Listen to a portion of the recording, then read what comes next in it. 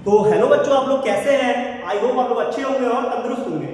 तो देखिए, जैसे गर्मी का टाइम चल रहा है, पानी वगैरह टाइम टू टाइम पीते रहिए ताकि आपकी बॉडी हाइड्रेटेड रहे, और हाइड्रेटेड रहेगी तो आप एनर्जेटिक फील करेंगे ऑटोमेटिकली। तो जैसा कि हमने कल की क्लास में पढ़ा था मोशन इन वन डायरेक्शन के बारे में, जो कि काइनेमेटिक्स का एक बहुत ही इंपॉर्टेंट चैप्टर है। तो पहला चैप्टर हम मोशन इन वन डायरेक्शन पढ़ा था, अब हम सेकंड चैप्टर पढ़ेंगे प्रोजेक्टाइल मोशन के बारे में। तो आइए समझते हैं प्रोजेक्टाइल मोशन होता क्या है। तो बिना किसी देरी के हम अपना आखिरी आते हैं चैप्टर का, जिसका नाम है प्रोजेक्टाइल मोशन। तो देखिए, प्रोजेक्टाइल मोशन क्या है पहले समझते हैं। प्रोजेक्टाइल मोशन, तो जब हम कल पढ़ रहे थे जनरल मोशन के बारे में, तो हमने मोशन इन टू डायमेंशन में इसका एग्जांपल भी आपको दिया था। प्रोजेक्टाइल मोशन हो गया, सर्कुलर मोशन हो गया, जिसका ट्रेजेक्टरी क्या होती है, एक कर्व होता है या फिर पैराबोलिक पाथ होती है। तो प्रोजेक्टाइल मोशन एक मोशन इन टू डायमेंशन है, मोशन इन टू डायमेंशन। तो आपको मैं ब्रीफ में बताता हूं। जब हम मोशन इन वन डायमेंशन पढ़ रहे थे तो हम क्या कर रहे थे, कोई भी एक कोऑर्डिनेट ऑफ एक्सिस में चेंज कर रहे थे, लाइक दिस। जैसे कि आपका टी कोऑर्डिनेट ऑफ एक्सिस है, ये आपका x हो गया, ये y हो गया और ये z हो गया। जब हम मोशन वन डायमेंशन पढ़ रहे थे तो सिर्फ एक एक्सिस में चेंज कर रहे थे, x एक्सिस में। लेकिन जब हम मोशन इन टू डायमेंशन पढ़ेंगे तो इसमें भी चेंज करेंगे, इसमें भी चेंज करेंगे। ठीक है, कोई टू डायमेंशन, लेट्स सपोज ये आपका कोई प्लेन है, उसमें क्या कर रहे थे हम लोग, कोई स्ट्रेट लाइन में। जब मोशन इन वन डायमेंशन की बात कर रहे थे, आपको मैं ब्रीफ बताता हूं। ठीक है, तो इसमें हम कोई भी स्ट्रेट पाथ में चल रहे थे। बट जब हम मोशन इन टू डायमेंशन की बात करेंगे, जो कि प्रोजेक्टाइल मोशन एक मोशन इन टू डायमेंशन है, तो हम क्या करेंगे, कोई प्लेन के अलोंग ट्रैवल करेंगे, लाइक दिस। ये आपका कोई प्लेन है क्या नहीं प्लेन?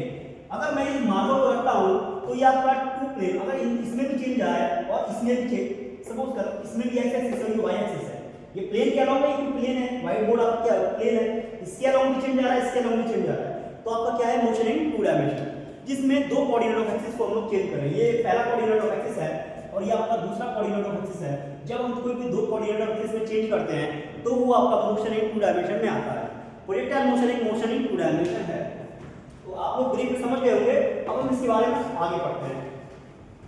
तो जब कभी भी हम लोग बात करते हैं ट्रेजेक्टरी की, क्या पाथ फॉलो करता है ये, जब हम बात करते हैं ट्रेजेक्टरी की, ट्रेजेक्टरी, तो मोशन इन टू डायमेंशन जो है, जब हम बात करते हैं ट्रेजेक्टरी की, तो मोशन इन टू डायमेंशन एक कर्व पाथ या पैराबोलिक पाथ फॉलो करता है। क्या करता है, एक कर्व पाथ, मैं आपको दूसरे कलर से लिख के दिखाता हूं, आपको समझने में आसानी हो। कर्व पाथ या पैराबोलिक पाथ, कर्व पाथ, या फिर बोले तो हम पैराबोलिक पाथ। व्हाट?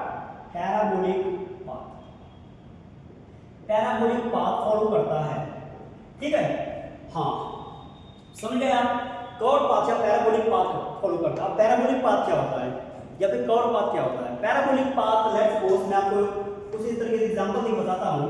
ये आपका कोई ऑब्जेक्ट है, ये आपका कोई ऑब्जेक्ट है, यहां पे आपको कोई ऑब्जेक्ट रखा है। ठीक है, लेट्स सपोज वो कोई ऑब्जेक्ट है, ये आपका x डायरेक्शन है, x एक्सिस है, ये आपका y एक्सिस है, ये आपका x एक्सिस है, ये आपका y एक्सिस है। तो मैंने इस ऑब्जेक्ट को थ्रो किया, कोई लेट्स सपोज कोई स्टोन है मेरे पास, और कोई मैंने वेलोसिटी से इसको थ्रो किया, और तो इसका पाथ कुछ इस तरीके से बनेगा, इस तरीके से गया। तो यहां पे जो इनिशियल वेलोसिटी रही होगी इसकी v, क्या रही होगी, v, और यहां पे जो रहेगा vy क्या हो जाएगा, 0 हो जाएगा। और यहां पे जो x कंपोनेंट है सेम है, जो आपका हॉरिजॉन्टल कंपोनेंट है ux cos थीटा, वो तो सेम रहेगा। हर पॉइंट ऑफ टाइम पे जो ux cos थीटा वो सेम रहेगा। आप हॉरिजॉन्टल कंपोनेंट अगर ux मान रहे हैं, ux cos थीटा वो सेम है। और जो आपका वर्टिकल कंपोनेंट है वो यहां आके 0 हो जाता है, क्योंकि जब हम कोई भी चीज ऊपर की तरफ जाती है तो धीरे धीरे उसकी स्पीड कम होती जाती है। तो क्या कहेंगे आप लोग कि vy decreases, first decreases and then increases, first decreases and then increases, and then increases, and then increases। ठीक है, और जो आपका वर्टिकल कंपोनेंट है, वर्टिकल कंपोनेंट क्या है, vy sin थीटा, uy कर दीजिए इसे, ये आपका क्या है, वर्टिकल कंपोनेंट। ठीक है, तो ये आपका देख रहे हैं आप, यहाँ पे आपका हॉरिजॉन्टल कंपोनेंट सेम रहेगा, वर्टिकल कंपोनेंट में चेंज आ रहा है, क्या आ रहा है, चेंज आ रहा है। तो धीरे धीरे कम होता जाएगा, और एक पॉइंट ऑफ टाइम पे यहाँ पे क्या होगा, जो वर्टिकल कंपोनेंट है vy वो 0 हो जाएगा, और जो हॉरिजॉन्टल कंपोनेंट है ux वो आपका क्या हो जाएगा, वो तो सेम ही है आपका। ठीक है, बट यहाँ आके वो इंक्रीज करेगा, क्योंकि अब वो कम क्यों हो रहा है, किसी की स्पीड कम क्यों हो रही है, क्योंकि यहाँ पे एक्सेलरेशन ड्यू टू ग्रेविटी लग रही है, जो कि होती है एक्स माइनस जी, क्या हो रही है माइनस जी। इसकी वजह से ये कम होता जा रहा है। आई होप आप समझ गए होंगे। तो अगर मैं बात करूं पैराबोलिक पाथ की, तो ये कॉम्बिनेशन होता है, किसका कॉम्बिनेशन है पैराबोलिक पाथ। तो ये वर्टिकल प्लस हॉरिजॉन्टल कंपोनेंट का, वर्टिकल प्लस हॉरिजॉन्टल कंपोनेंट का कॉम्बिनेशन होता है। क्या होता है कॉम्बिनेशन होता है, क्या होता है कॉम्बिनेशन। आई होप आपको क्लियर हो गया होगा आप लोग के। आप ट्रैक्टिव समझ गए, ट्रैक्टिव मतलब एक पाथ, कौन सा पाथ फॉलो करता है, ठीक है। तो थर्ड पाथ फॉलो करता है, पैराबोलिक पाथ फॉलो करता है, आपने समझ लिया एग्जांपल के थ्रू। तो ये आपका प्रोजेक्टाइल मोशन है। अब हम प्रोजेक्टाइल मोशन में अलग अलग चीजों के बारे में जानेंगे। जैसा कि हमने आपको बताया कि यहाँ पे धीरे धीरे उसकी स्पीड कम होती जा रही है। जो वी कंपोनेंट है, जो वर्टिकल कंपोनेंट है, अगर आपने कोई स्टोन थ्रो किया या फिर आपने देखा होगा ये ओलंपिक्स वगैरह में कोई एथलीट जब जेवलिन थ्रो करता है तो वो एक टाइम पे ऊपर जाके फिर नीचे क्यों आता है, क्योंकि उसकी वेलोसिटी जो वर्टिकल वेलोसिटी है वो जीरो हो गई। क्यों जीरो हो गई, वो धीरे धीरे घट रही है, डिक्रीज कर रही है। क्यों डिक्रीज कर रही है, क्योंकि उसको नीचे से एक एक्सीलरेशन ड्यू टू ग्रेविटी की फोर्स लग रही है, उसको खींच कर रही है, पुश कर रही है, इसी की वजह से। तो एक टाइम पे वो जीरो हो गया, अब यहाँ से वो इंक्रीज करेगा, क्या करेगा इंक्रीज करेगा, और यहाँ पे जस्ट टच करने से पहले उसकी स्पीड मैक्सिमम होगी। क्या होगी maximum, it attains maximum speed, maximum speed. I hope आपको क्लियर हो गया होगा। तो इसके बारे में आपने जान लिया। ये क्या है, ये बेसिक है जो हमें पढ़ने जाना है। अब हम समझते हैं आगे क्या क्या होता है। आपने हॉरिजॉन्टल पाथ के बारे में जान लिया, ट्रैजेक्टरी के बारे में जान लिया, और आपको एग्जांपल लेकर बताता हूं मैं। अगर मैं बात करूं कि इसमें टाइम ऑफ फ्लाइट, इसी समझ लेते हैं टाइम ऑफ फ्लाइट क्या होता है। टाइम ऑफ फ्लाइट मतलब कितनी देर वो चीज ऊपर रही है। तो यहाँ हेडिंग डालते हैं time of flight. Time of flight मतलब उसका फ्लाइट का टाइम कितना है, मतलब आपका ऑब्जेक्ट हवा में कितनी देर रहा है। सिंपल से आपको हिंदी भाषा में समझाऊं तो कि आपने कोई ऑब्जेक्ट फेंका, स्टोन फेंका, पत्थर कुछ भी चीज फेंकी, कोई भी ऑब्जेक्ट वो फेंका, बॉल हो सकती है, कुछ भी हो सकती है, तो कितनी देर ऊपर रही है, वो क्या होता है आपका टाइम ऑफ फ्लाइट। तो आप लिख सकते हैं इसकी definition, time of flight is the time taken by an object in which it is the total time taken by an object where it reaches the ground। मतलब ग्राउंड पे आने से पहले वो कितना टाइम तक ऊपर रह रहा है। Total time taken by an object to reach the ground. Simple, ये आपकी डेफिनेशन होगी टाइम ऑफ फ्लाइट की। अब हम समझते हैं, सपोज करिए, देखिए यहाँ पे आपके दो कंपोनेंट है, एक वर्टिकल कंपोनेंट, एक हॉरिजॉन्टल कंपोनेंट है। कैसे है, देखिए ये आपका क्या है, ये वर्टिकल कंपोनेंट है, और ये आपका क्या है वर्टिकल कंपोनेंट, जो कि हम ui से करते हैं। और ये आपका क्या है हॉरिजॉन्टल कंपोनेंट, ये आपका क्या है हॉरिजॉन्टल कंपोनेंट, ठीक है, जिसे हम क्या करते हैं ux से करते हैं। किससे कर रहा है ux से, इसे हम कहते हैं ux cos थीटा। और ये क्या है ui sin थीटा, क्या है ui sin थीटा। आई होप आपको क्लियर हो गया होगा। ये वर्टिकल कंपोनेंट है किसी भी ऑब्जेक्ट का, ये क्या है हॉरिजॉन्टल कंपोनेंट, ठीक है।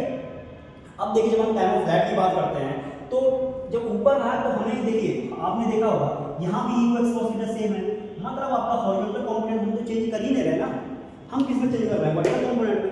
तो इसमें क्या आएगा, हमें सिर्फ वर्टिकल कंपोनेंट से मतलब है। तो देखिए यहाँ पे लेट्स सपोज टी होगा, टी क्या होगा यहाँ पे T is equal to u by g। यहाँ पे वेलोसिटी कितनी है आपको बताया मैंने, u इनिशियल वेलोसिटी u, यहाँ पे भी कितनी है u, ये भी यहाँ पे t क्या है T is equal to u by g। ये ऊपर जाने का टाइम, ऊपर नीचे आने का टाइम, क्योंकि यहाँ तक हमें पूरा देखना है ना कितनी देर में ऊपर रहा है। तो जब हम टोटल टी की बात करते हैं तो क्या हो गया, तो u by g plus u by g क्या हो गया 2u by g। अब समझने की बात ये है, ये u कौन सा है y कंपोनेंट है, ये बस आप इतना लीजिए, ये भी आपकी एक टाइम ऑफ फ्लाइट की एक इक्वेशन है या फिर फॉर्मूला बोल सकते हैं। तो हम लोग नॉर्मली क्या लिख सकते हैं, u y कंपोनेंट क्या होता है साइन कंपोनेंट, तो क्या होगा u y sin theta upon g। Simple, यही आप फॉर्मूला नॉर्मली पढ़ते हैं। अभी आप आगे फॉर्मूला जो पढ़ेंगे टाइम ऑफ फ्लाइट का वो यही होता है, सिंपल, ठीक है 2u sin theta upon g। तो ये यही है y कंपोनेंट को हमने लिया, ये क्या आपका टू वाई कंपोनेंट को हम ले लेते हैं, तो यहाँ पे हमने सिंपल वैल्यू पुट कर दी, यू आई की वैल्यू क्या है, यू आई की वैल्यू क्या है, you sine theta, you I sine theta कह सकते हैं आप, सिंपल, ठीक है। ये टाइम ऑफ फ्लाइट मतलब कितनी देर कोई ऑब्जेक्ट ऊपर रही है। अब हम समझते हैं, इसको मिटा देता हूँ मैं। टाइम ऑफ फ्लाइट के बाद हम पढ़ते हैं रेंज, क्या पढ़ते हैं, रेंज, उसकी रेंज कितनी है। रेंज मतलब क्या होता है, यहाँ पे मैं हेडिंग रखता हूँ रेंज, सेकंड पॉइंट है हमारा range, range of an object, range of an object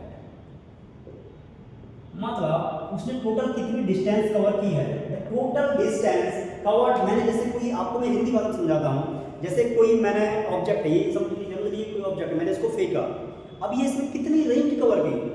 जैसे मैं आपको एग्जांपल में छोटा सा बना के दिखा देता हूँ, जैसे कोई ऑब्जेक्ट है, आपने इसको यहाँ से थ्रू किया, ठीक है, आपने इसको यहाँ से थ्रू किया, अभी कितनी रेंज कवर की, यहाँ से लेके यहाँ तक ये पूरी रेंज है, क्या ये आर है, क्या है ये आर। यहाँ पे इसकी let's suppose initial velocity you रही होगी, ये आपका यू एक्स कॉम्पोनेंट है, ये यू वाई कॉम्पोनेंट है, यहाँ पे जानते हैं आप यू वाई जीरो हो जाता है, वर्टिकल कॉम्पोनेंट जीरो हो जाता है यहाँ पे एक पॉइंट ऑफ टाइम आके, और यहाँ पे हॉरिजॉन्टल कॉम्पोनेंट सेम रहेगा, ये यू एक्स कॉस थीटा है, ये यू वाई साइन थीटा है, ठीक है। कुछ एंगल थीटा से हमने एंगल ऑफ इंक्लिनेशन कहते हैं, मतलब किस एंगल पे इंक्लाइन की गई चीज। अब ये पूरा इसके कितना डिस्टेंस की होगी, ये क्या होती है, रेंज होती है, क्या होती है, range. The maximum distance covered by an object is called to be range, ठीक है। अब इसका फॉर्मूला लिखते हैं, फॉर्मूला क्या है इसका, रेंज का। रेंज का फॉर्मूला होता है u square sine square theta upon g, simple. U square sine 2 theta, क्या कर दीजिए इसे, साइन 2 थीटा, साइन स्क्वायर नहीं साइन 2 थीटा। अभी कैसे आया समझते हैं इसे, देखिए इसमें क्या हुआ, जब हम रेंज की बात करते हैं तो इसमें वर्टिकल कंपोनेंट भी काम आता है, हमें हॉरिजॉन्टल मतलब इसका वर्टिकल कंपोनेंट भी देना है और हॉरिजॉन्टल कंपोनेंट भी देना है। तो जब हम करते हैं तो इसमें क्या हुआ, आप यू एक्स को भी लेंगे, यू वाई को भी कंसीडर करेंगे, अपॉन एक्सेलेरेशन रूट ग्रेविटी लगी हुई है, कोई दिक्कत नहीं। आई होप आपको क्लियर हो गया होगा। तो जब हम रेंज का फॉर्मूला लिखते हैं तो क्या हुआ, यू एक्स कंपोनेंट क्या है, यू साइन थीटा, ये क्या है, यू कॉस थीटा अपॉन जी। और मैंने आपको बताया कि एक जैसे इसमें बताया ऊपर जाने का और नीचे जाने का, तो यहाँ पे एक 2 का मल्टीप्लाई हो जाता है, तो टाइम होता है, तो क्या होगा, u square sine theta cos theta upon g, 2 को उधर ले लीजिए तो क्या होगा, u square 2 sine theta upon cos sine theta cos theta upon g, तो क्या हो गया, ये हो गया आपका u square sine 2 theta upon g. तो ये आपका फॉर्मूला किसका, ये आपका फॉर्मूला है रेंज का, क्या फॉर्मूला है, रेंज का। अभी हम इसमें एक समझते हैं कंडीशन आती है। अब देखिए अगर आपसे कोई बोले, आप लोग कॉम्पिटिशन वगैरह करते होंगे, कभी खेलते होंगे गेम वगैरह, तो कभी आपको कॉम्पिटिशन हुआ होगा कि कौन कितना दूर तक बॉल फेंक सकता है, तो आप लोग जोर लगाते होंगे। तो कभी आपने अगर फिजिक्स का नियम पढ़ा होगा, आपने फिजिक्स यूज करी उसमें, क्या फिजिक्स, कि हम कौन से एंगल पे भेजें ताकि हमारी कोई ऑब्जेक्ट मैक्सिमम रेंज कवर करे। समझ रहे हैं मेरी बात, क्या कहना चाहता हूँ मैं, कि वो कौन सा एंगल होगा। आगे से कभी आप ट्राई करके देखिएगा रियल लाइफ में, अगर आपसे कोई बोले कि हम लोग ऑब्जेक्ट को फेंकते हैं, लेट्स सपोज कोई स्टोन हो सकता है, कोई बॉल हो सकती है, कि मैं किस एंगल में फेंकूं कि सबसे ज़्यादा डिस्टेंस कवर करे, सबसे ज़्यादा रेंज कवर करे, तो उसका आंसर क्या है अभी हम समझते हैं। आई होप आप लोगों ने नोट कर लिया होगा। तो देखिए हमारा क्या एंगल होना चाहिए, तो ये नहीं कि आप एंगल बढ़ाइए और आपका झुक जाएगा, ऐसा नहीं है, ऐसा नहीं है, आपको समझना पड़ेगा। इसके पीछे एक फिजिक्स है, अब कौन सी फिजिक्स है समझते हैं।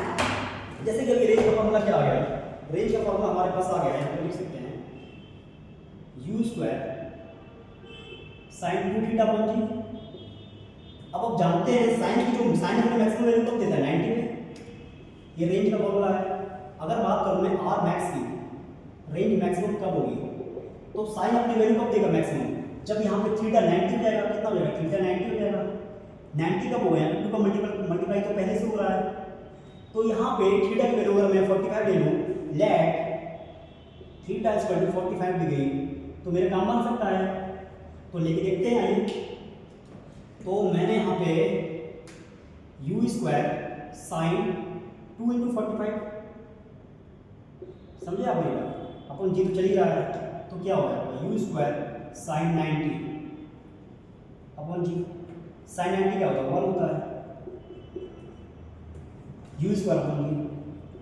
ये आपका किसका आ गया? अगर आपसे कोई पूछे मैक्सिमम रेंज कब होगी आर मैक्स, मतलब आप यू स्क्वायर जी आपको फॉर्मूला यूज करना है वहाँ पे सिंपल। आई होप आपको क्लियर हो गया होगा आपको। ये आपका फॉर्मूला हो गया आर मैक्स का।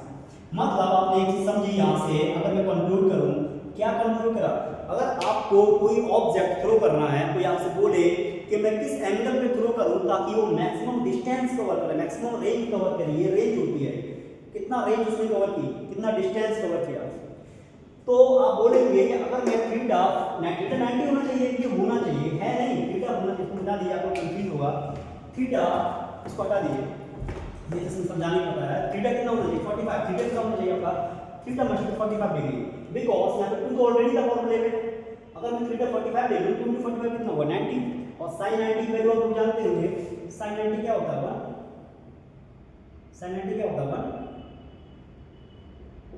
तो आप भली बात समझ गए कि अगर मैं थीटा की वैल्यू 45 रखूं, उस कंडीशन में हमारी जो कोई ऑब्जेक्ट है वो मैक्सिमम रेंज कवर करेगा। आप देख सकते हैं हम फॉर्मूला आ गया यूज कर आपको जी। तो हमारा टाइम ऑफ फ्लाइट कंप्लीट हो गया, हमने रेंज समझ लिया। अब एक और आता है टर्म हाइट, कि कोई ऑब्जेक्ट कितनी हाइट कवर करेगी। अब हाइट के बारे में समझते हैं। हाइट अगर मैं तो थर्ड टॉपिक डालते हैं अपना height of an object, simple मैं बताता हूँ हाइट ऑफ एन ऑब्जेक्ट। अगर मैं हाइट ऑफ एन ऑब्जेक्ट की बात करूँ, ठीक है, अगर मैं हाइट ऑफ एन ऑब्जेक्ट की बात करूँ, सिंपल सी बता रहा हूँ आपको मैं, तो देखिए हाइट क्या होती है, मैं एक छोटा सा एग्जाम्पल ले लेता हूँ। ये कोई ऑब्जेक्ट है, ये ux है, uy है, यहाँ से हमने फेंका और इतना। अब इसने कितनी हाइट कवर की, इसने कितनी हाइट क्या होगी, ये आपकी हाइट है, क्या ये हाइट, और यहाँ पे मैक्सिमम हाइट पे जाके उसकी जो वी वाई है उसकी क्या होती है, जीरो हो जाती है। और हालांकि जो एक्स कंपोनेंट है ux है वो तो सेम रहेगा ना, u cos थीटा, वो तो यहाँ भी आपका सेम था ux cos थीटा, और यहाँ पे जो uy था उसी में तो वो तो आपका जीरो हो गया। फिर यहाँ पे क्या होगा, यहाँ पे ये जो है ये बढ़ेगा, जैसे ऊपर जा रहे थे तो वी वाई में यहाँ पे लिख सकता हूँ, v y first decreases and then increases I hope आपको क्लियर हो गया होगा। तो अगर मैं हाइट का डायरेक्ट फॉर्मूले की बात करूँ तो इसका फॉर्मूला इससे मिलता जुलता है। उसमें हम क्या कर रहे थे, तो नीचे आपका 2g आ जाएगा,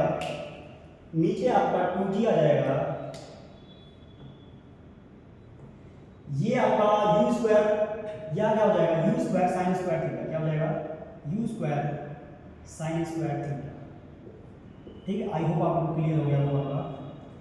सेम फॉर्मूला है। अब हम 1 बाय 1 समझते हैं कि ये फॉर्मूले आपको याद करने में थोड़ा कंफ्यूजन क्रिएट हो रहा होगा कि सर इसमें 2g आ जा रहा है नीचे, उसमें g आ जा रहा है, साइन 2 में थोड़ा डिफरेंस हो रहा होगा ना आपके माइंड में। तो आइए हम बिल्कुल ही से एक ट्रिक से याद करने की कोशिश करते हैं। कौन सी ट्रिक है वो, और मैक्सिमम हाइट पे जो वी वाई होता है, वी वाई कंपोनेंट वो जीरो हो जाएगा। आप समझ रहे हैं मेरी बात? अगर मैं बात करूँ एक ट्रिक है, वो ट्रिक कौन सी है आइए समझते हैं जल्दी से। आपको अभी जिंदगी में दिक्कत नहीं आएगी, मुझे तीनों फॉर्मूले याद करें। तो मैं ट्रिक के बारे में बताता हूँ आपको। वो ट्रिक है टॉर्च। आई होप आप लोग पहले समझ पढ़े हुए कहीं ना कहीं टॉर्च। हाँ, ये वही वाली टॉर्च जो आप यूज करते हैं नाइट में। तो टॉर्च से क्या है, यहाँ पे T stand for time of night.